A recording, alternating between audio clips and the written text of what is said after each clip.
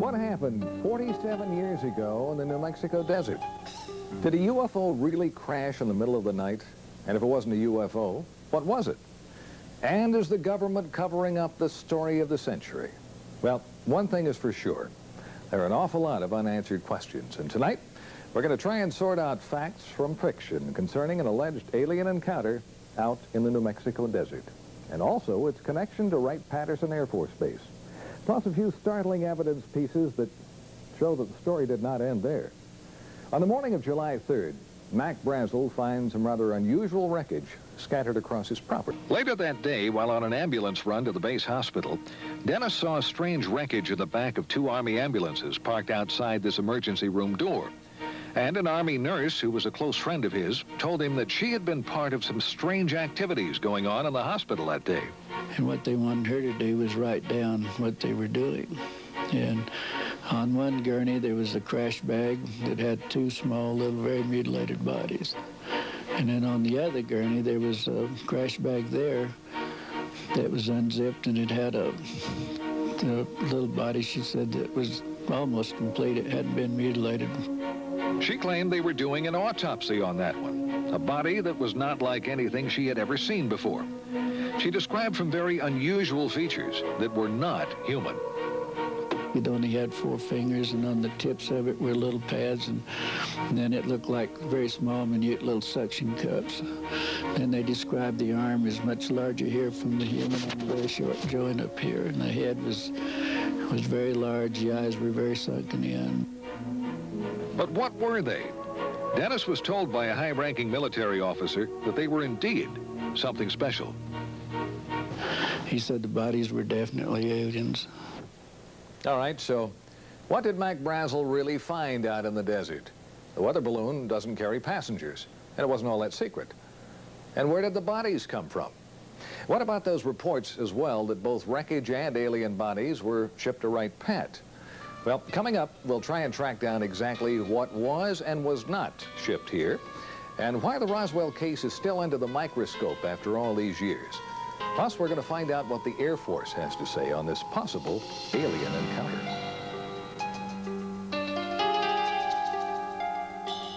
Again, it started attracting real attention around 1979, when some well-established researchers, including Stan Friedman, Bill Moore, Kevin Randle, and Don Schmitt, started to dig into the story.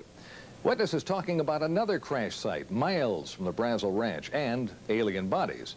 Also, rumors of a Wright-Pat connection grew. This teletype from the FBI office in Dallas to the one in Cincinnati mentions a disc and balloon being sent to Wright Field for examination. And Army Air Corps pilot Pappy Henderson admits that he flew wreckage of a crashed saucer from Roswell to Dayton, and he tells a friend that he saw alien bodies. The question is today, 1994, where is the material? Where are the bodies? Certainly unique specimens would have been preserved. Authors and researchers Kevin Randle and Don Schmitt have just released the latest book on the Roswell case. And they told me witnesses have shed even more light on the story. We've talked about civilians and military who were there. We have over 50 sworn affidavits attesting to personal involvement in this case. And more than one witness has mentioned government cover-up. The Provost Marshal Edwin Easley now, who mentioned over and over again that I'm still sworn to secrecy, yet before he died, he acknowledged his involvement, the bodies, and that the President, whether personally or indirectly, had asked them to cooperate and never to say a word about this. And about that Wright-Pat connection? We have first-hand testimony that there were 2 separate body flights that went out early morning of July 6th, sometime between 2 and 3 in the morning. That there were 2 flights. One went on to Andrews Air Force Base in Washington, D.C. And we can only imagine who may have been interested in possibly seeing the contents within the bomb bay. And the other flight went on to Wright Field. All right, some amazing allegations as to what might have been shipped to Wright-Pat following the crash at Roswell. Well, recently we went on base to try and find some evidence to back up the witness statements and also try and prove or disprove the allegations and also some long-standing rumors. We got some answers and a few surprises. This is Area B at Wright-Pat, and behind me a cluster of buildings and hangars. Now, most of the old rumors were that the bodies and wreckage were kept in Hangar 18? Well, first of all, there never was a Hangar 18.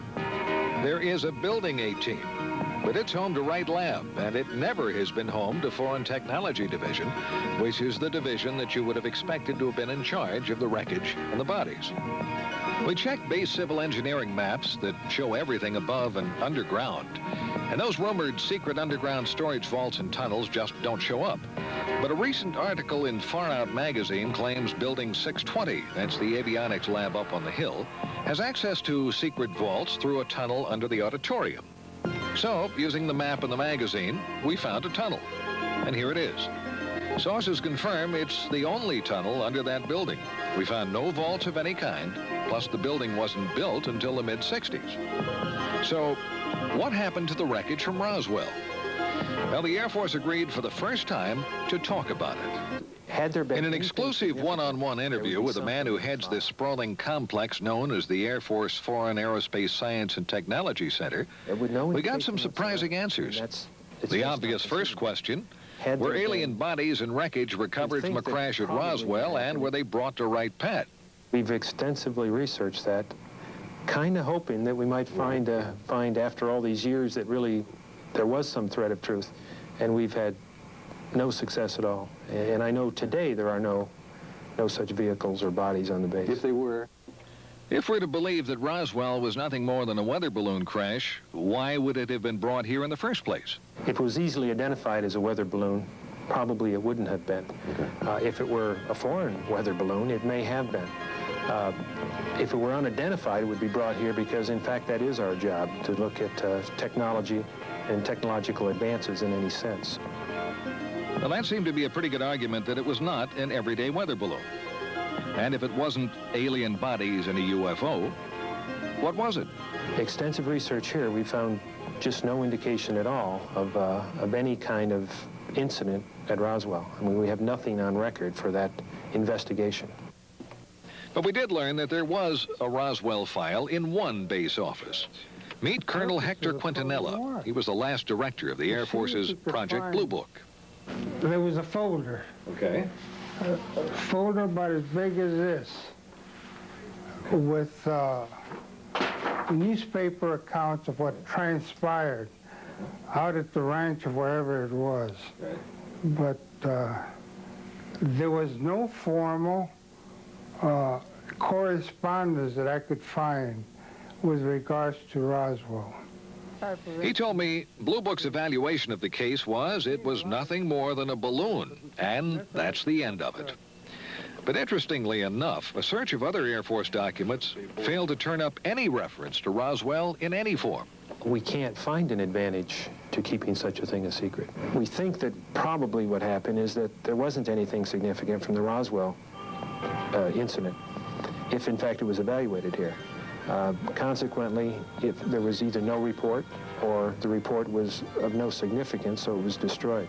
And he added, nothing like aliens or a UFO could have arrived at Wright-Patt without somebody knowing about it and eventually talking. Almost impossible to keep something that fantastic a secret, specifically within the intelligence community, and particularly from the organization that's supposed to evaluate that sort of thing. Secret. We've heard that word a lot tonight. Well, coming up, we've got some new evidence that may well explain what at least some of that wreckage from Roswell really was, and why it came here, and why the government chose to keep it a secret.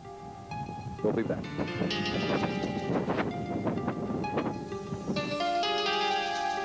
The official story, it was nothing more than a weather balloon that crashed near Roswell, New Mexico back in July of '47. And there are as many theories as there are UFO investigators, but every one of them agrees on one fact. Something unusual crashed right here on Mac Brazel's ranch near Corona, and the government covered it up. And they also claim more wreckage and bodies were found at other locations. First site mentioned near the plains of St. Augustine, that was way over in this area. And the most recent site, Randle and Schmitt's brand new theory, is closer to Roswell, probably about this area.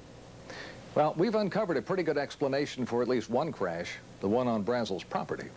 If you look at Mac Brazel's original description of what he found on his ranch, lightweight beams with strange purple markings that resembled flowers and foil-like material that kept its shape, our investigation found that that matches the type of materials used in a top-secret high-altitude spy project known as Mogul. Identifier was far different in materials and mission from any common weather balloon. Now, let me show you the difference. Coming up is a drawing of a mogul weather balloon. One of the configurations. A lot of balloons, suspended pieces down here, exotic materials, and from top to bottom, it stretched over 600 feet. And it was designed to spy on the Russians to keep track of their nuclear tests. And it had an above top secret project clearance. Now, Mogul project manager Professor Charlie Moore told me it was not uncommon for that giant mogul balloon to be mistaken for a UFO. When Moore and his Mogul team learned of the flap over the Roswell incident, he said they laughed, but they kept quiet about their project. Moore identified the wreckage in the Jesse Marcel picture as a Mogul ML-307B that had been launched from Alamogordo, New Mexico.